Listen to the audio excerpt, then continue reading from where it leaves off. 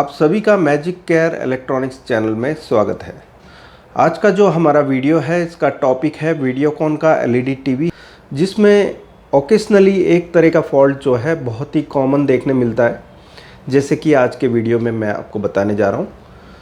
लेकिन सबसे पहले दोस्तों मेरी चैनल को सब्सक्राइब ज़रूर करें और बगल में जो घंटी का निशान है उसे भी ज़रूर दबाएं, ताकि मेरे जो लेटेस्ट वीडियो हैं उसके नोटिफिकेशन आपको देखने मिलेंगे और सबसे पहले मेरा वीडियो देख पाओगे। तो शुरुआत करते हैं दोस्तों, बिना समय गवाए आइए हम शुरू करते हैं ये वीडियो को और देखते हैं इसमें फ़ॉल्ट क्या है। ये एक कॉमन बोर्ड है जो कि सेंसुई, अकाई और वीडियोकॉन, ये तीनों जो कंपनी है, इवन फिलिप्स भी इसी बोर्ड को यूज़ करती है। इसमें एक कॉमन फॉल्ट है जो कि आज के वीडियो में मैं बताने जा रहा हूँ आपको। सो आप देखेंगे कि इसमें एकदम डिम लाइट चल रही है। मैं कोशिश करूँगा दोस्तों कि मैं आपको ये दिखा पाऊँ ठीक से। यहाँ पर आप देख सकते हैं कि ये जो लाइट है बहुत ही डिम जल रही है। ठीक है, सबसे इम्पॉर्टेंट क्लू मिलता है आपको कि एग्जैक्टली फॉल्ट क्या क्या हो सकता है। सो आप पूरी स्टैंड बाई सर्किट पहले ट्रेस करेंगे इस टाइप के फॉल्ट के लिए, और साथ में ग्राउंड चेक कर लेते हैं। सो यहाँ देख सकते हैं आप, ग्राउंडिंग हमारा मिल गया है। सो अब वन बाय वन हम सभी वोल्टेजेस चेक करेंगे। कोशिश करूँगा कि आपको सारे इम्पॉर्टेंट मेज़रमेंट करके बताऊँ आपको इसमें। सो इम्पॉर्टेंट मेज़रमेंट जो होगा, सबसे पहले आपको 24 वोल्ट चेक करना है, जो कि आप इस बिट कॉइल के ऊपर चेक कर सकते हैं 24 वोल्ट। ठीक है, ये 24 वोल्ट इंपॉर्टेंट वोल्टेज होगा। इसी के बाद बाकी के स्टैंड बाई वोल्टेज बन रहे हैं। तो फर्स्ट स्टैंड बाई वोल्टेज हो गया आपका 24 वोल्ट।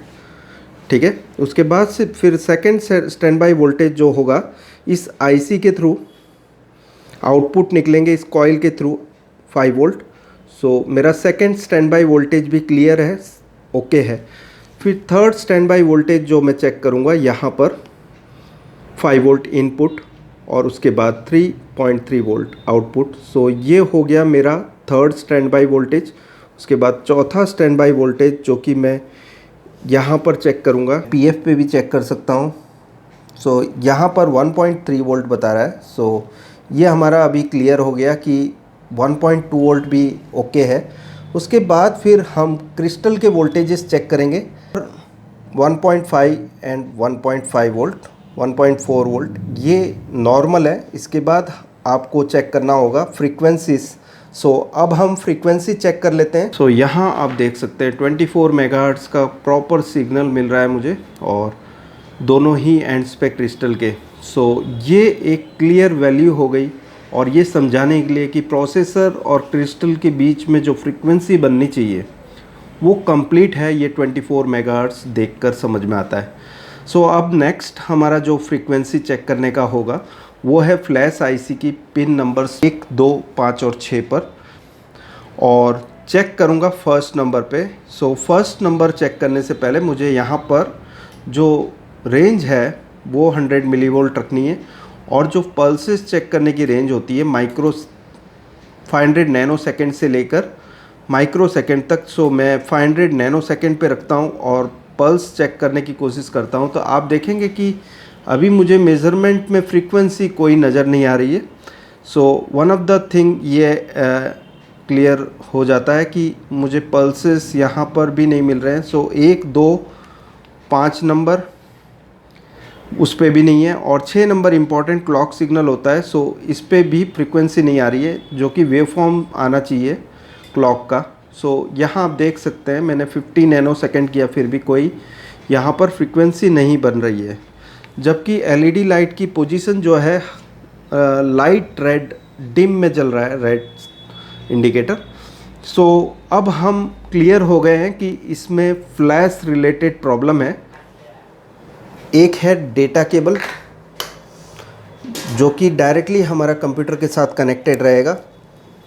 सो आप यहाँ देख सकते हैं डेटा केबल मैंने कनेक्ट कर दिया है, और यहाँ पर VGA ISP पे मैंने यहाँ प्रोग्रामिंग का कनेक्टर लगा दिया है। और ये जो अदर हैंड है VGA ISP कनेक्टर का, VGA ISP, वो हम कनेक्ट करेंगे मदरबोर्ड के साथ। यहाँ पर आप ये देख सकते हैं मैंने एक एंड जो है वो मदरबोर्ड के साथ कनेक्ट कर दिया। VGA ISP का। सो अदर एंड जो कनेक्टेड है इस डोंगल के थ्रू डायरेक्टली कंप्यूटर पे कनेक्टेड है, ऑलरेडी कनेक्ट कर रखा है इसके साथ। सो सबसे पहले हम बोर्ड को सप्लाई देंगे, क्योंकि ऑटो ISP तभी काम करेगा जब इस बोर्ड को आप सप्लाई देंगे। सो फिर मैं ऑटो ISP प्रेस कर रहा हूँ, तो यहाँ देखेंगे कि ये जो एम स्टार की जो IC का जो डेटा है ये इसमें ले चुका है। 128 मेगाबिट्स का ये सॉफ्टवेयर है यहाँ पर बता रहा है, और 16 मेगाबाइट्स मतलब या तो आप 128 मेगाबिट्स बोल सकते हैं या 16 megabytes. 1 byte is equal to 8 bits, ठीक है। और हम रीड करते हैं इसके अंदर इंटरनल सॉफ्टवेयर क्या है। सो इसमें काफ़ी समय लगता है दोस्तों।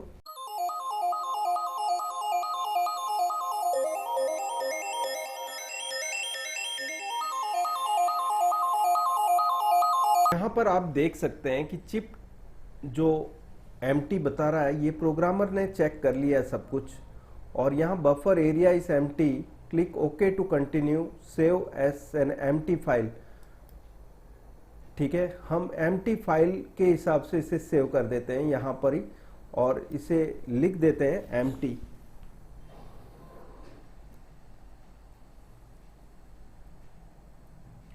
ठीक है, सो इसे मैंने सेव कर दिया इधर ही।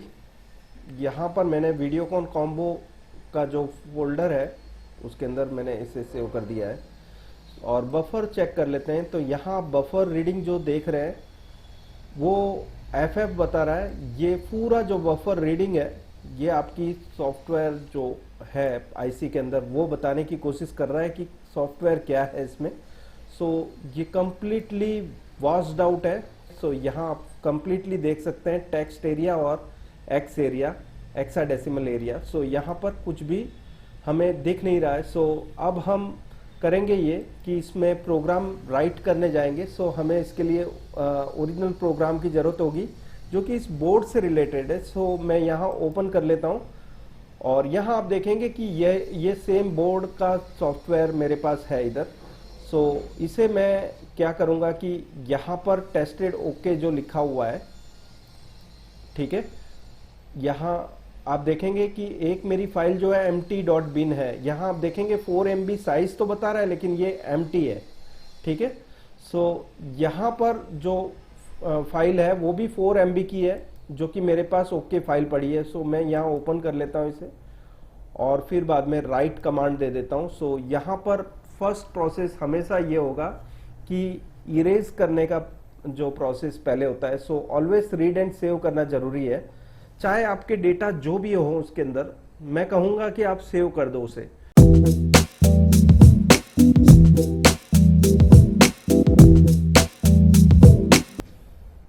सो यहाँ पर आप देख रहे होंगे कि राइट एरर बता रहा है। सो वेरिफिकेशन फेलियर भी बता रहा है, लेकिन राइट सक्सेस हो चुका है। सो यहाँ आप देखेंगे कि राइट सक्सेसफुल का मतलब ये हुआ कि इसमें लिख चुका है लेकिन वेरीफाई होने में प्रॉब्लम हो गया, और राइट एरर भी बता रहा है। सो मैंने प्रोग्रामर को अभी डिस्कनेक्ट कर दिया है। यहाँ आप देख सकते हैं VGA केबल मैंने डिस्कनेक्ट कर दिया है। फिर भी हमारी जो VGA लाइट, जो LED लाइट है स्टैंड बाई की, वो अच्छी सुपर ग्लो कर रही है। अभी हम रिमोट से ऑन करके देख लेते हैं। यहाँ ये मेरा रिमोट है, सो मैं इसे ऑन करता हूँ। सो आप देखेंगे कि ये अभी रेडी है अब TV, और हमारा जो सिस्टम है, जो कॉम्बो बोर्ड है, ये रिपेयर हो चुका है। सो अभी सभी पल्सेस फाइनली हम चेक कर लेते हैं। उससे पहले मैं आपको बफर रीडिंग बता देता हूँ। इसकी जो बफर रीडिंग अब बता रहा है जो है, यहाँ आप देख सकते हैं बफर रीडिंग अब आ चुकी है। और इम्पॉर्टेंट ये होता है कि जिस समय आप क्लॉक फ्रीक्वेंसी चेक कर रहे हैं, मतलब फ्लैश IC की कोई भी रीडिंग लेना चाहते हैं ऑसिलोस्कोप पे, तो आपको पावर बटन जो है उसे दबाना होगा, और जो आपकी इंडिकेटर लाइट है वो रेड पोजीशन पे होनी चाहिए। सो स्टैंड बाई पोजीशन पे ही आप फ्रीक्वेंसी चेक कर सकते हैं। सो यहाँ आप देख रहे होंगे कि फ्रीक्वेंसी तो आ चुकी है, लेकिन जो मुझे जिस तरह की फ्रीक्वेंसी चाहिए वो नहीं है। सो मैं करूँगा ये कि यहाँ पर ऑटो बटन जो है उसे मैं प्रेस करूँगा। हमारी जो फ्रीक्वेंसी है यहाँ आ चुकी है। सो यहाँ बता रहा है 23.63 मेगाहर्ट्ज़ का सिग्नल। सो ये अगर जो मुझे कांस्टेंट करना होगा, सो मुझे ट्रिगर लेवल सेट करना होगा। ट्रिगर लेवल के लिए पोजीशन जो है हमारी ट्रिगर मेनू यहाँ पर है, पर आप देखेंगे यहाँ मोड जो है ऑटो बता रहा है, सिलेक्ट कर दिया है। अब इसके बाद फिर मैं क्या करूँगा कि ट्रिगर लेवल जो है वो सेट करूँगा। यहाँ पर ट्रिगर लेवल जो है उसका नॉब यहाँ पर है। सो मैं ट्रिगर लेवल सेट ऐसे करूँगा कि मैं कोशिश कर रहा हूँ दोस्तों एक ही हाथ से सारे काम करने की।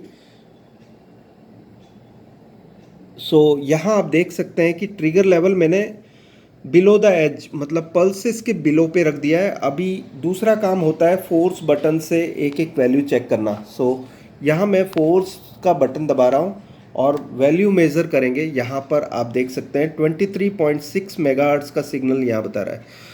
सो वीडियोकॉन, सेंसुई और अकाई जो टीवी है उसमें फ्लैश आईसी पे जो हम रीडिंग लेते हैं वो पूरी की पूरी फ्रीक्वेंसी जो कि क्रिस्टल पे जितनी फ्रीक्वेंसी होती है 24 मेगाहर्ट्ज़, वो पूरा का पूरा बैंडविड्थ एलोकेशन जो है वो हो जाता है फ्लैश आईसी के साथ।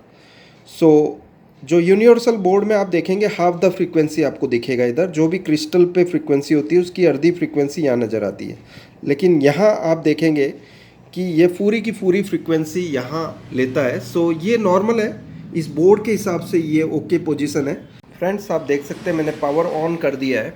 सो यहाँ पर जो मेरा बोर्ड है वो उसकी पोजीशन अभी स्टैंड बाई है। अब मैं रिमोट से इसे ऑन करने जा रहा हूँ। सो ये मैंने ऑन कर दिया इसे और यहाँ 1920 1080 का जो रिजोल्यूशन है उसके हिसाब से यहाँ पिक्चर आ चुका है। मेनू जो है वो बटन दबा के आपको बता देता हूँ। यहाँ आप देख सकते हैं मेनू डिस्प्ले कर रहा है। सो ये बोर्ड अब कम्प्लीटली ऑन हो चुका है। इसमें सारे प्रोग्राम जो करप्ट थे वो हमने अभी रिपेयर कर दिए, मतलब नए सॉफ्टवेयर के साथ। और अब फ्रेंड्स हम चेक कर लेते हैं सभी वोल्टेजेस जो कि आफ्टर पावर ऑन दिखते हैं, जो कि स्टैंड बाई कंडीशन में नहीं दिखते। जो स्टैंड बाई कंडीशन में जो वोल्टेज दिखता है उसमें इम्पॉर्टेंट होता है ये 3.3 वोल्ट, जो मैं जगह पे मेज़र कर रहा हूँ वही वोल्टेज यहाँ आपको दिखा रहा हूँ 3.3 वोल्ट। और जो 1.2 वोल्ट है वो हम यहाँ पर मेज़र कर सकते हैं इस कॉइल के ऊपर, जो कि 1.3 वोल्ट। ये स्टैंड बाई वोल्टेजेस हैं। लेकिन सबसे इम्पॉर्टेंट स्टैंड बाई वोल्टेज जो कि आपको यहाँ चेक करना है इस डायोड के ऊपर, यहाँ पर। सो इस डायोड पे आपको यहाँ 5 वोल्ट जो है ये दिखने चाहिए। इसके बाद ही आपके बाकी के जो स्टेप डाउन वोल्टेजेस से बनते हैं। सो इम्पॉर्टेंट ये हो जाता है कि आप पहले स्टैंड बाई वोल्टेज का फर्स्ट पॉइंट चेक करें जो कि 24 वोल्ट यहाँ आप मेज़र कर सकते हैं इस पीएफ के ऊपर, जो कि आईसी की इनपुट हो रहा है 24 वोल्ट और उसी से 5 वोल्ट आउटपुट होता है। इसके बाद स्टैंड बाई के बाद जो भी वोल्टेजेस प्रेजेंट होते हैं उनमें इम्पॉर्टेंट यहाँ पर आप देख सकते हैं ये जो V39 आईसी है उसके लिए 2.5 वोल्ट रैम वोल्टेज होता है। सो इंटरनल रैम जो होती है वो होती है 2.5 volt for 39 V39 IC. That means processor में अगर जो 39 आईसी यूज़ की है तो यहाँ 2.5 वोल्ट आउट होगा। लेकिन यहाँ V59 आईसी यूज़ की है सो यहाँ 1.8 वोल्ट आउट होगा, जो कि आप यहाँ मेज़र कर सकते हैं। यहाँ देख सकते हैं मीटर पे 1.8 वोल्ट जो कि इनपुट 5 वोल्ट से बनते हैं। सो यहाँ आप देख रहे होंगे कि 5 वोल्ट जो है ये यहाँ पर मैं मेज़र कर रहा हूँ जो कि स्विचिंग के बाद ही आएंगे। दैट मीन्स पावर ऑन के बाद।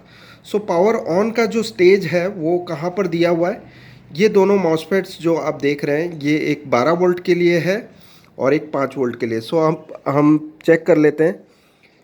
ये वाला जो है मॉसफेट ये है टिकॉन ऑन वोल्टेज के लिए। सो यहाँ पर टिकॉन के 12 वोल्ट यहाँ मेज़र कर सकते हैं। और ये दूसरा पी चैनल मॉसफेट जो है वो 5 वोल्ट स्टैंड बाई जो 5 वोल्ट है उसको स्विच करके आउटपुट में रेगुलेटर आईसी को दे रहा है, वो 5 वोल्ट यहाँ आप देख सकते हैं। इनपुट में हमेशा इसमें 3 पिन जो शॉर्ट है वो इनपुट में हमेशा जो वोल्टेज है 5 वोल्ट प्रेजेंट रहेंगे। यहाँ भी 12 वोल्ट जो है वो हमेशा प्रेजेंट रहेंगे। यहाँ आप देख सकते हैं, और 5 वोल्ट यहाँ पर स्टैंड बाई कंडीशन में भी यहाँ नज़र आएंगे, जो कि स्टैंड बाई 5 वोल्ट इस जगह पर इनपुट होते हैं, ये सोर्स पिन है। और आउटपुट जो आप देख रहे हैं ये 5 वोल्ट, ये ड्रेन पिन है, ये सब आपस में शॉर्ट है। सो ये 5 वोल्ट जो कि आप यहाँ देख सकते हैं। सो दोस्तों, आपको ये वीडियो कैसा लगा ज़रूर बताएं। अच्छा लगता है तो नीचे जो वीडियो के नीचे आपको लाइक बटन दिखेगा, उसे लाइक कीजिए।